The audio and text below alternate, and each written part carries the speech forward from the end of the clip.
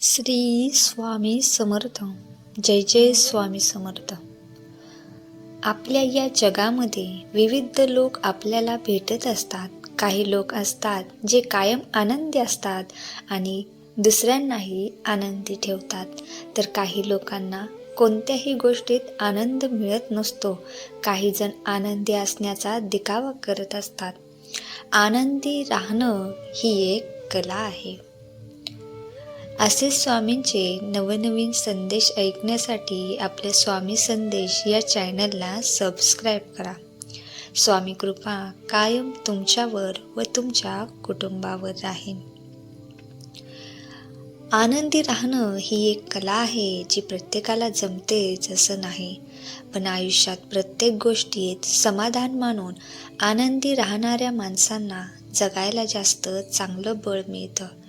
काही जण अगदी लहान लहान गोष्टीतूनही आनंद शोधत असतात. आजकाल आपल्या धावपळीच्या आयुष्यात आनंद मिळणंही कठीण झालं आहे, पण अशा वेळी श्री स्वामी समर्थांचे नामस्मरण करणे अत्यंत गरजेचं आहे. ते आपल्याला जगायला बळ देतात. कधी प्रचंड उकाड्यात आलेली पावसाची छोटीशी सरही आनंद देते. लहान सहान गोष्टीतून मिळणारा आनंद आयुष्यभराचा ठेवा असू शकतो. चांगली माणसं आयुष्यात जमवणं म्हणजेच आनंद. तुम्ही कसे आहात आणि कसे वागता हे सर्वात जास्त महत्त्वाचं आहे.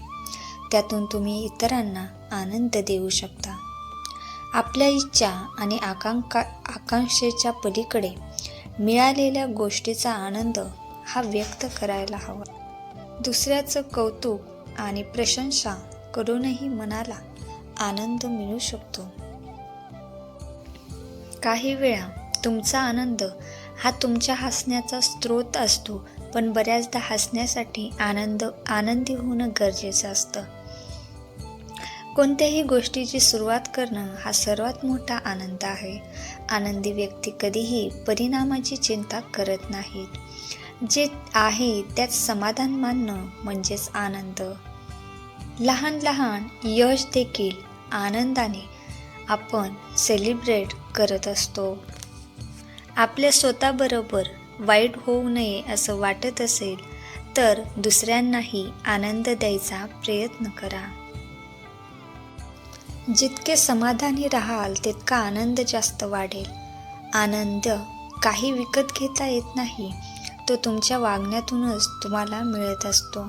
आनंद मिळवणं हे आपल्याच हातात असतं.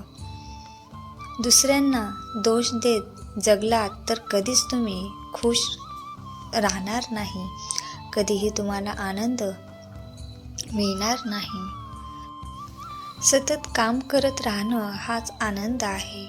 कधीही कोणत्याही गोष्टीची कमतरता न भासणं आणि भासत जरी असली तरीही त्याचा बाऊ न करणं हा खरा आनंद आहे. आनंद ही अशी एक गोष्ट आहे जी तुम्हाला तुमच्या कर्मामुळे मिळते. तुम्ही ज्या गोष्टीचा विचार करता, जे बोलता आणि जे करता त्यामध्ये सामंजस्य असेल तरच तुम्हाला तो आनंद मिळत असतो. आनंद वाटल्याने कधीच कमी होत नसतो, उलट तो वाढत असतो. दुसऱ्यांची काळजी करत राहिलात तर तुम्हाला कधीच आनंदी राहता येणार नाही. आपल्या कुटुंबासह जोडलेल्या माणसाला नेहमीच भीती आणि चिंता असते. त्यामुळे आनंदी राहायचं असेल तर जास्त भावनिक राहून चालणार नाही. पैशाने आनंद मिळत नाही. आनंद हा स्वभावात असायला हवा, ज्याने आपल्याला आणि दुसऱ्यांनाही आनंद मिळेल. तुम्ही कोण आहात यावर तुमचा आनंद अवलंबून नाही, तुम्ही काय विचार करता यावर तुमचा आनंद सर्वस्वी अवलंबून असतो. काही लोक जिथे जातात तिथे आनंद वाटतात, तर काही लोक आयुष्यात निघून जातात तेव्हा आनंद होतो. जेव्हा आयुष्य तुमच्याबरोबर खेळत असतं तेव्हा फक्त मीच का असा प्रश्न विचारू नका. त्यावेळी देखील परिस्थितीवर मात करणं, आनंदी राहायचा प्रयत्न केलात तर आयुष्यही तुमच्यासमोर हारेल. नेहमी असे आनंदी राहा. तुम्हाला पाहिल्यावर इतरांनाही आनंद होईल. जेव्हा तुम्हाला कोणताही आशेचा किरण दिसत नाही, तेव्हा तुम्हीच तो आशेचा किरण होऊन दुसऱ्यांना आनंद द्या. तुमचा आनंद कोणत्याही चुकीच्या गोष्टींना हिरावून घेऊ शकत नाही. कालच्यापेक्षा आज अधिक होण्याचा प्रयत्न करा. यामुळेच तुमच्या आयुष्यातील आनंद वाढेल. तुला माहीत आहे तुझ्यासाठी कोण कधी कोणत्या प्रकारे समोर देवी तत्व घेऊन उभा असेल. आता सुद्धा या क्षणाला तू आहेस खूप लोकांच्या सहवासात, पण काही विशेष असते तेव्हा तू ज्याप्रमाणे उभा फक्त माझ्यासमोर राहतोस, अगदी तसंच त्याच वेळेला तुला तुझी मनातील कुजबूज ती गोष्ट ती जास्त त्रासाची असेल, तुला सुचत नसेल तर नक्कीच तेव्हा तो क्षण येतो जेव्हा तुला फक्त असं कोणी स्मरणात येतं की वाटतं तिथेच बोलावं, इथेच उकल आहे, इथेच हलकं वाटेल. आणि खरंच त्या जाणीवेने तुझा त्रास, तुझे त्राण, अगदी जे काही वेळा आधी भार घेऊन होते ते क्षणाला मोकळे होऊन जातात. आता आशेचा किरण सुकावतो आणि बळ प्राप्त होते. ते जेव्हा आपसूक उमगवेल तेव्हा प्रचंड गोळाक्यात असून तू एकट्यात दुर्मिळ ऊर्जा प्रवाहास नकळत अनुभवशील. एक वळण लावावं लागतं तेव्हा त्याच वळणावर स्थैर्य प्राप्त होते. अरे तू रात्री जेव्हा झोपतो ते एक ध्यान आहे. तुला कसली चिंता उरत नाही जेव्हा तू गाढ झोपतोस.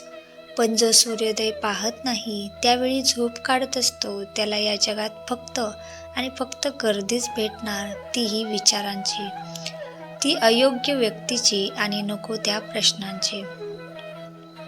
झोप लागली तरी साधनेत आहोत ही जाणीवच तुला उत्तम उद्याची सुरुवात देते. प्रत्येक क्षणाला तू माझ्या सोबत आहेस ही जाणीव तुला मार्ग मोकळा करून देते. आपलं इथं काहीही नाही, हे सर्व परमतत्व आहे.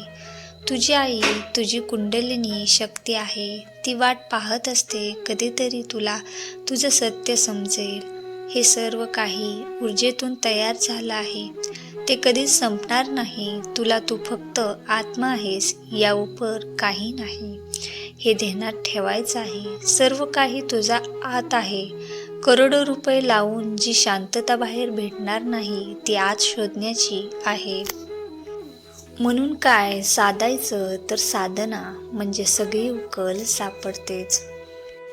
माझ्यासमोर जे झालं आहे तो मी नाही, तर आज मी जे काही बनलो आहे ते मी निवडलं आहे. तुमची स्वप्न पूर्ण करण्याचं तुमचं स्वप्न आहे आणि ते पूर्ण झाल्यानंतर मिळणारा आनंद त्याला कसलीच तोड नाही. तडजोड, मेहनत आणि स्वप्न याशिवाय कोणतीही व्यक्ती मोठी होत नाही. त्यातूनच खरा आनंद मिळतो. या क्षणाला आनंद उपभोगा, कारण हा क्षण म्हणजे तुमचं आयुष्य आहे. लोकांना पैसा, प्रसिद्धी आणि यशाच्या मागे पळता पळता खरा आनंद नक्की काय आहे हेच ते विसरायला होतात. तुम्हाला नक्की काय हवंय हा आनंद नाही, तर तुम्हाला नक्की काय मिळालं आहे त्याचा उपभोग घेणं हा आनंद आहे.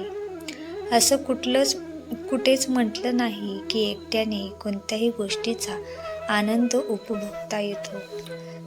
नाही, तुमच्या अंतर्मनातील साध म्हणजे खरा आनंद.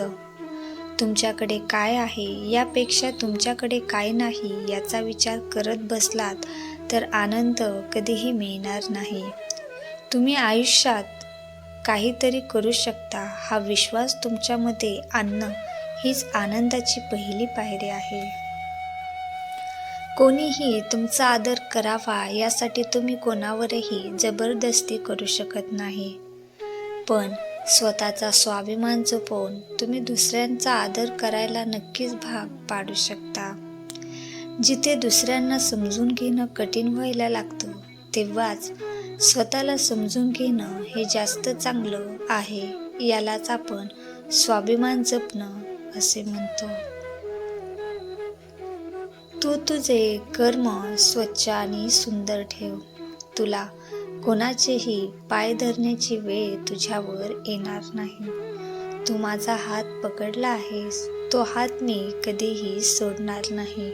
तुझे स्वप्न नक्कीच पूर्ण होणार.